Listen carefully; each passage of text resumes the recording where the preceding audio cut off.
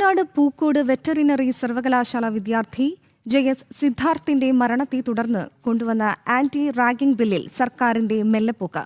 Bill നടപ്പിലാക്കുന്നതിലെ അകാരണമായ കാലതാമസത്തിൽ സംസ്ഥാന സർക്കാരിനെയും നിയമവകുപ്പിനെയും രൂക്ഷമായി വിമർശിച്ച് ഹൈക്കോടതി.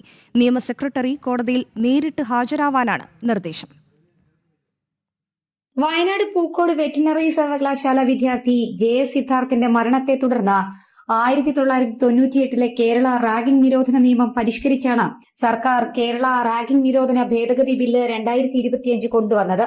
ബോഡി ഷേമിംഗ്, മാനസിക പീഡനം, ഡിജിറ്റൽ റാഗിംഗ് എന്നിവ കുറ്റകൃത്യമാക്കുന്നതായിരുന്നു ഈ ബില്ല്. കുറ്റക്കാർക്ക് 3 വർഷം വരെ തടവും 25,000 രൂപ പിഴയും ബില്ലിൽ നിർദ്ദേശിക്കുന്നുണ്ട്. ക്യാമ്പസുകളിൽ വിദ്യാർത്ഥികളുടെ സുരക്ഷ ഉറപ്പാക്കുന്നതിനായിരുന്നു ഈ ഭേദഗതി ബില്ല് കൊണ്ടുവന്നത്. എന്നാൽ ഇത് നടപ്പിലാക്കുന്നതിലെ അകാരണമായ കാലതാമസത്തിൽ സംസ്ഥാന സർക്കാരിനും നിയമവകുപ്പിനുമെതിരെ രൂക്ഷ വിമർശനം ഉന്നയിച്ചിരിക്കുകയാണ് ഹൈക്കോടതി. നിയമനിർമ്മാണ നടപടികൾ ചുവപ്പുനാടയിൽ കുരുക്കി വിദ്യാർത്ഥികളുടെ ജീവൻ വെച്ച് പന്താടരുതെന്ന് വ്യക്തമാക്കിയ കോടതി വിഷയത്തിൽ വിശദീകരണം നൽകാൻ നിയമ സെക്രട്ടറിയോട് നേരിട്ട് ഹാജരാകാൻ ആവശ്യപ്പെട്ടിട്ടുണ്ട്.